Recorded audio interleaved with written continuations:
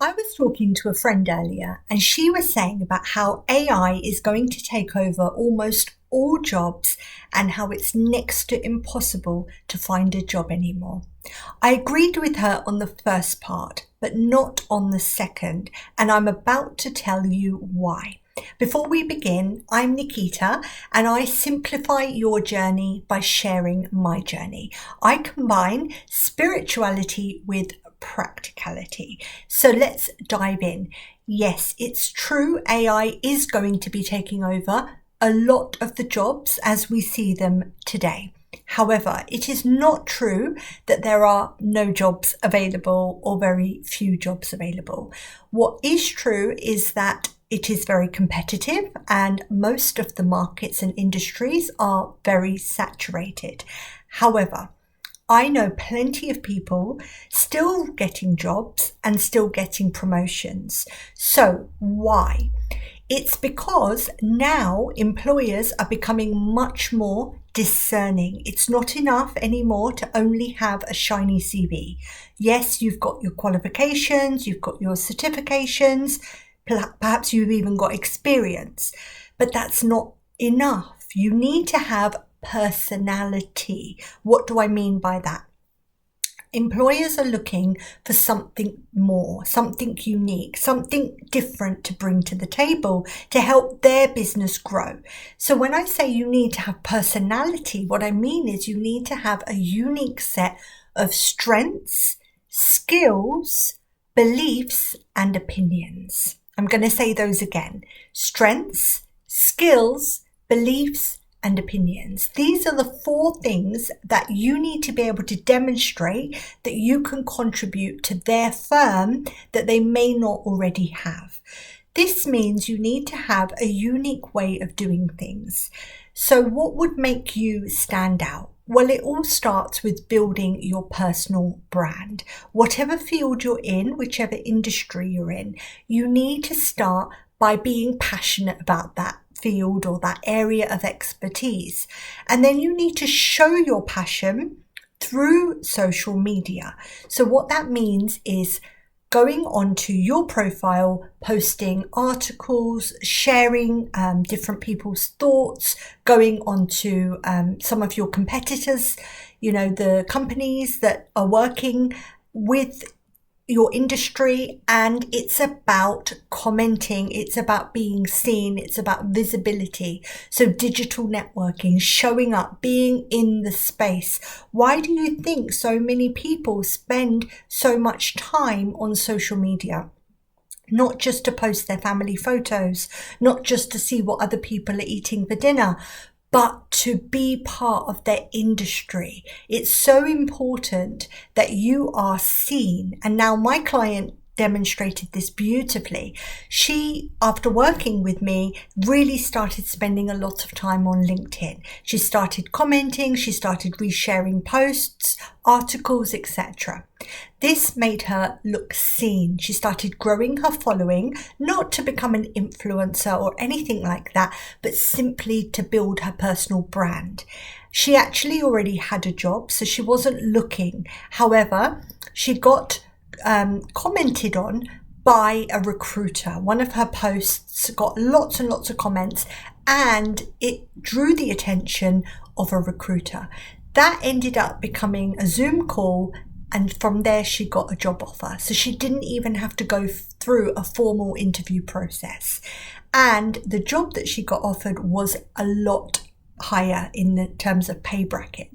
So the point I'm making is that it is possible to find a job. In fact, in the most unconventional ways. We used to call it headhunting, but now it's not that people are going to come searching for you. It's that you need to put yourself out there. So how do you do this? Well, first of all, you need to really hone in on your area of expertise. So let's say, for example, you're an accountant. So we're talking about people who are employed, but this works just as well, if not better, for people who are self-employed. But let's say you are employed, you're working as an accountant. You may wish to comment on other accountants' posts. You might want to follow people within your field. You might want to reshare their articles. You might want to post about HMRC deadlines, tax affairs, things that are coming up and that are current. What that's going to do is it's going to make you stand out as a thought leader in your industry. And then when you've decide to move on from your current employment and go into your next job role, you are going to stand a much better chance of getting a job as opposed to someone who's got a feed full of family photos. That's not to say that you need to fill up your personal feed with professional stuff. What we're trying to say is that the time has come where we need to merge the two.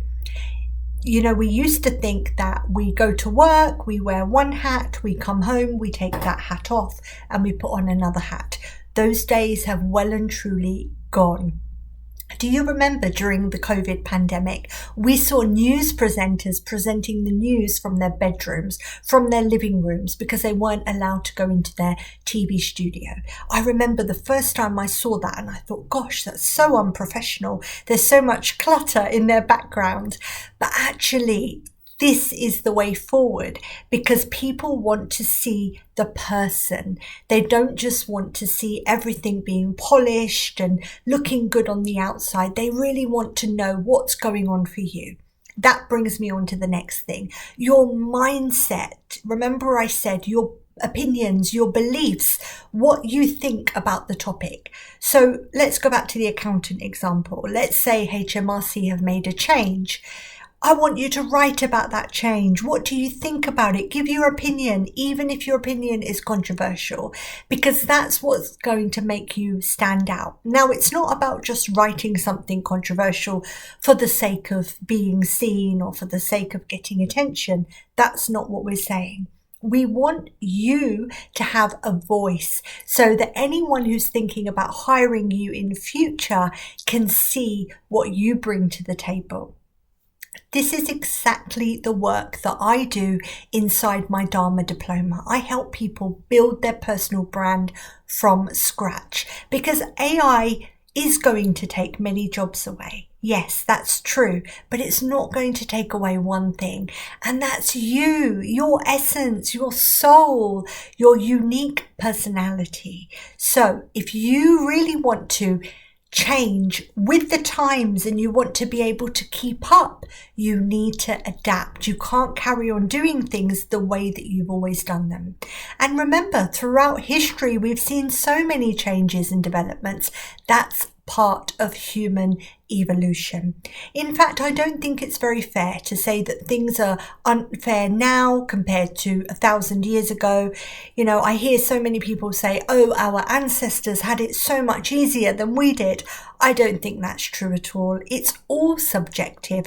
The only thing that matters is, what are you passionate about? What lights you up? Because if you know that, everything else will come to you so much easily. And if you don't know the answer to that, perhaps it's because you've been in the same field doing the same thing for so long that actually perhaps you've outgrown it. So many clients of mine come to me and say, I've been working, some even in medicine, some in law, some in finance, and they say, I've been doing it for so long, but now I've outgrown it. It doesn't feel like me anymore. I think I have more potential. I think I have more to offer. And that's when I really help them to dissect, what is it that's brewing away beneath the surface? What do they want to bring out? What's their unique gift that they can contribute to the world? Because this is not about figuring things out logically, but it's about tapping into yourself emotionally, because your soul knows why it's here. Your soul knows why you were born at this point in time. You've just forgotten, and I help you to remember. Somebody messaged me the other day and she said, do you know anybody that gives advice on household management? Someone who will come and show me how to tidy things at home, how to sort things. And I just laughed and I said, this is exactly what we do inside the course. And I laughed because it was somebody who knew me, who knew about the course. And she replied, well, I thought that your course was about finding your soul's purpose. And I said, yes, it is. But you can't possibly figure out your purpose until your life is in order. So, of course, your environment, your finances, your relationships, these are the foundations. Of course, once you've got those in place, that's when you can really start to think about what's my passion? What lights me up? What am I here for? What's my unique gift? So that's so important. That's the question that I'm going to leave you with today. What's your unique gift? What do you do so well that you don't even realize you're doing it? Because that's what the world needs right now. And that is what AI will never be able to replace.